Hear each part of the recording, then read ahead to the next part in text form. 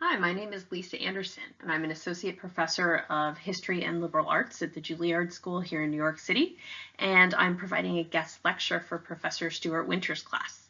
This lecture is on the Clinton impeachment, something that for a large number of people who are currently in the United States is something that they recall really, really well, but that is still somewhat underexplained in history books. And you'll notice even as I'm trying to tell this story, there's going to be moments and tones where I can't help the fact that my own recollections are coloring the material that I'm sharing with you today. But before we do any of that, let me assure you that this story starts in the most way possible. This is the home of the Whitewater Development Corporation. This is going to be boring at the beginning. Whitewater was an investigation about this real estate investment. Okay, and this is where the whole thing starts. Whitewater was an investigation into an investment made by Bill and Hillary Clinton and their associates Jim McDonnell and Susan McDonnell in the Whitewater Development Corporation. This real estate deal was not profitable.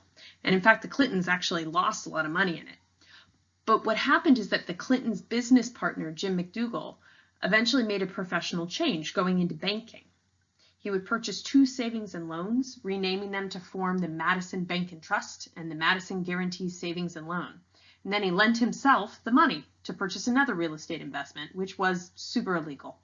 And when this second real estate venture collapsed, it took down the savings and loan, which meant that other people who had saved their paychecks with the savings and loan were at risk for losing their statements, and it cost the government a whole lot of money to bail them out. Now, by that time, that the investigation into what exactly had happened that resulted in a need for a government bailout, the Clintons were, by then, the president and the first lady. The Department of Justice began an investigation, and then that investigation was handed off to an independent prosecutor who was named Kenneth Starr. Starr had been appointed by a three-judge panel to maximize his independence from not only the president, but also anyone who was obligated to the president. Ultimately, despite both an independent counsel investigation and two congressional investigations, neither Clinton was charged with any misconduct related to Whitewater. However, in the course of investigating, Kenneth Starr both came across information related to Bill Clinton's chronic adultery and a series of accusations regarding sexual assault. When asked about these incidents under oath, specifically his relationship to a 25-year-old intern named Monica Lewinsky, Bill Clinton provided an answer that could be understood as technically true but also tremendously misleading, and which I myself would consider a lie. And that's where the story will begin to get interesting. But first, a few reminders about impeachment. Now, impeachment is a very big deal, and it has not one but two requirements. One, wrongdoing, and the other, the political will to do something about it. When people say that impeachment is political, as though to dismiss it, they overlook that impeachment is political by the Founding Fathers' design and by historical precedent. It's supposed to be political. Concerned that a president might abuse his significant authority and do so for personal gain that was at odds with the nation's best interests, the Founding Fathers planned that would-be tyrant kings could be removed from office, and yet the standard of high crimes and misdemeanors was intentionally broad. The term did not, at the time, stand in for a particular list of crimes, but rather for the overall sense of just wrongdoing. Thus, from the beginning, the idea was that an impeachable offense was basically whatever the House of Representatives wanted it to be, whether technically a crime or criminal or not. Recall a couple other points as well. Impeachment and the ensuing trial in the Senate is not a criminal trial. It does not operate with the obligations to conform to due process. There's no presuming evidence or guilty beyond a reasonable doubt or rules about witnesses or testimony or any of that. But instead it's advanced through whatever rules the Senate wants to create. The defendant in the trial has little in the way of absolute rights. This is in large part because, and this is important, if he's convicted by the Senate, he doesn't go to jail. He's just removed from office. Then, and only then, can the standard criminal trial process begin. Next, and all this only makes sense if you remember one key fact from high school civics. An impeachment is the accusation of misbehavior, not a conviction of that misbehavior. And I'll be honest, my high school civics teacher got that wrong. My friend called him on it in class, and he refused to admit that he was wrong until she took out a copy of the Constitution. It's simply the fact that being accused by the House of Representatives is a big deal because it doesn't often occur. It puts a permanent blemish next to a president's name, and it's a distraction from other work that the president might prefer to do. Most presidents would prefer not to be in this company of the one person who was impeached before Clinton and the person who definitely wouldn't have been. Andrew Johnson on the left is generally considered one of, if not the worst presidents in the history of the United States, largely because with a piece of paper and pen, he sought to undo all of the work accomplished by the Civil War. That did not make him popular, and his own party impeached him. On the other hand, we have Richard Nixon, who basically tried to, mastermind isn't quite the right word, but tried to orchestrate a break-in into Democratic Party headquarters, even though it was completely unnecessary because he was going to win the election anyway. Nobody wants to be like these guys. So what is it that Clinton did that was so bad as to warrant impeachment, if not quite bad enough to result in its conviction by the Senate? Even people who wanted to trivialize Clinton's wrongdoing conceded that the president had been sexually reckless. Others, who sought to remove him from office, suggested that what mattered was that Clinton, the officeholder responsible for overseeing law enforcement, had lied under oath and pressured others to do the same. Both agreed that the details were interesting, but were they important? The Whitewater investigation had dovetailed with an investigation into whether Clinton had sexually harassed Paula Jones, a former Arkansas government employee. Paula Jones's attorneys, in turn, had investigated whether they could prove that Clinton's sexual harassment of Jones was consistent with a pattern of behavior, and they sought out other women with whom Clinton had sex. Monica Lewinsky, a young woman with whom Clinton had had a recent consensual affair, lied to Jones's attorneys with a false affidavit, and she hid gifts that Clinton had given her when Jones' attorney sought to subpoena them. Her relationship with Clinton had already ended, with Lewinsky sent away from her White House job and placed instead at the Pentagon. Alarmed by how much Jones's attorneys had nonetheless figured out regarding his relationship with Lewinsky, Clinton then prodded his personal secretary to provide him with plausible deniability. Ken Starr eventually succeeded in getting a subpoena to compel the president to testify before a grand jury. This testimony would be scheduled for later in 1998, and by that point Clinton had been publicly lying, saying he didn't know Lewinsky and that there had never been intimate or even alone with her for at least 7 months. He had said this to the American people in a deliberate use of the present tense instead of the past tense, when he said, there is not a sexual relationship. This was very misleading. Clinton would later likewise insist that he did not have sex with that woman, Miss Lewinsky, which was tremendously misleading given that they had exchanged oral sex. Lewinsky, moreover, kept what would become infamous. She had kept a blue dress that was stained with Clinton's semen. So yeah, that's pretty intimate. Hillary Clinton, in the meantime, came to the public defense of her husband on NBC's Today Show, asserting that she completely believed her husband when he had denied the affair with Lewinsky. This slide, of course, of the interview takes on an additional sort of nuance now that we know that Matt Lauer has been removed from his job for sexual harassment. To explain why the story had nonetheless gained wide circulation, Hillary suggested that there was a vast right-wing conspiracy that sought to undermine the presidency of an otherwise successful policymaker. This was the moment when the 24-hour news channels had just emerged, first CNN and later Fox News. Hillary Clinton went on offense, asserting that the accusations of perjury and the affair were fundamentally political rather than legal matters. Her words were repeated over and over in clip after clip. In her interview, Clinton had called Starr a, quote, politically motivated prosecutor who is allied with the right-wing opponents of my husband, who has literally spent 4 years looking at every telephone call we've made, every check we've written, scratching for dirt, intimidating witnesses, doing everything possible to try and make some kind of accusation against my husband.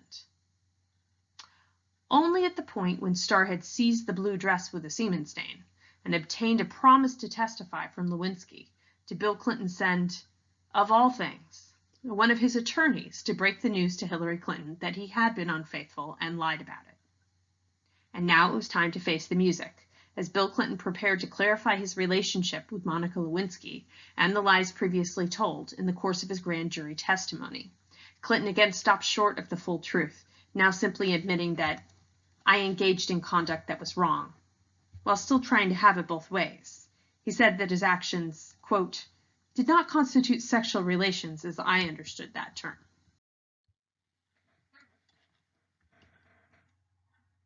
So now things were very interesting, because sex and lies about sex are inherently interesting. But were they actually important? The ensuing hearings for impeachment and the following trial in the Senate would really just be the backdrop for a simultaneous media campaign, wherein Republicans painted Clinton as a serial adulterer and sometimes rapist, and Democrats conceded the affair while arguing that it was fundamentally a private issue for the Clinton family. Was it a lie about sex? Even under oath, was that as bad as other kinds of lies? Or, to frame the question another way, was there political will, as well as wrongdoing, sufficient to proceed?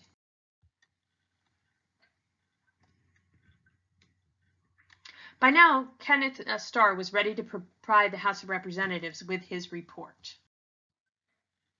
On the left hand of the screen, we have the report as it was issued, and because there was no internet, it was immediately picked up by publishing houses and published, and people bought paperback copies, as in on the right. So one of the problems that ensued was that the report was so specific in its descriptions of Clinton and Lewinsky's intimate acts that it read as consistent with pornography. This did illuminate the extent to which Clinton had lied, but it also made the House Republicans look kind of like perverse voyeurs. Here's an example.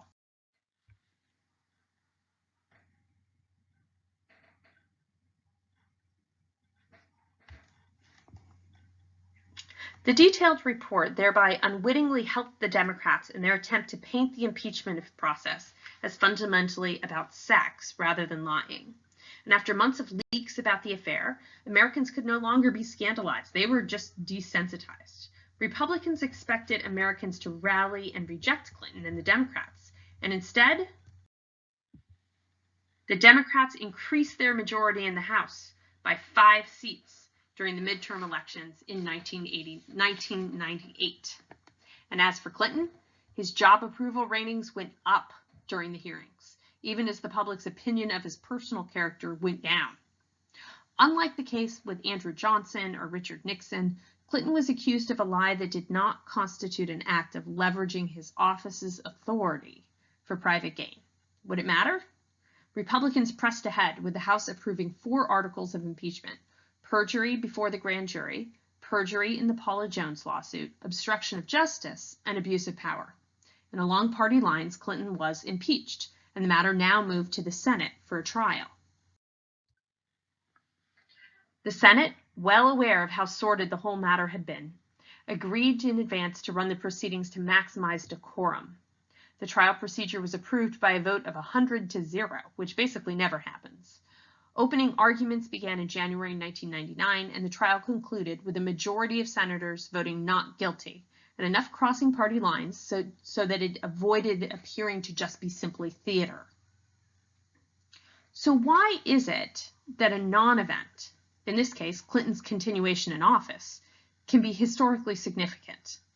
So I argue that in the trial and in the media and public responses to the sex scandal, we have a lens into a world of gender politics that still continues, but is now much more open to scrutiny. For one thing, reports at the time gave sparse attention or significance to the fact that Clinton was decades older than Lewinsky and her boss. Historians and gender theorists and most Americans would now understand the affair as taking place in a space somewhere between consensual and non-consensual sex. Monica Lewinsky's life was completely turned upside down in a way that Clinton's was not. This is what we now call slut-shaming. Likewise, the public demanded from Hillary Clinton both that she angrily leave her husband and that she constantly express public support. There was an unseemly glee in much of the press coverage, which seemed to relish the idea that she had been delusional to pursue a profession, motherhood, and being a first lady. The affair, some argued, showed that she had been successful at none of the above, because such a thing was impossible. Hillary Clinton would only remain First Lady with all that the platform provided her with opportunities to do and say if she remained married to Bill Clinton. She would therefore attempt to walk a fine line and to insist on privacy, while at the same time finding creative ways to respond to a rather cruel public insistence that she prove she was nice enough and pretty enough not to bear responsibility for her husband's infidelity. For this labor, she received loyalty, leveraging her role as First Lady when winning election as Senator for New York in 2000. And the rest is a history we're still trying to figure out. When we think about the Clinton impeachment and what might be important about it, there's a whole bunch of other things besides the gender politics that it would be wonderful to already feel sure about, but that we're not, because the story's not over. Did Americans blame Hillary Clinton for her husband's misbehavior, enough that it was a factor in the 2016 presidential election? Remember all those accusations that she was somehow not nice enough or not pretty enough? Those sound really familiar. Was retribution a factor that encouraged Democrats to seek Trump's impeachment? Is there a trend in Congress toward seizing impeachment as a means to overturn election results and hence rule by the people? These questions are important because they suggest the changing nature of executive power, the dissonance between media and public opinion, and the erosion of political norms. And those themes really, really matter. But because the story isn't over, it's really hard for historians to be able to say with absolute certainty why the story I just told you is really important.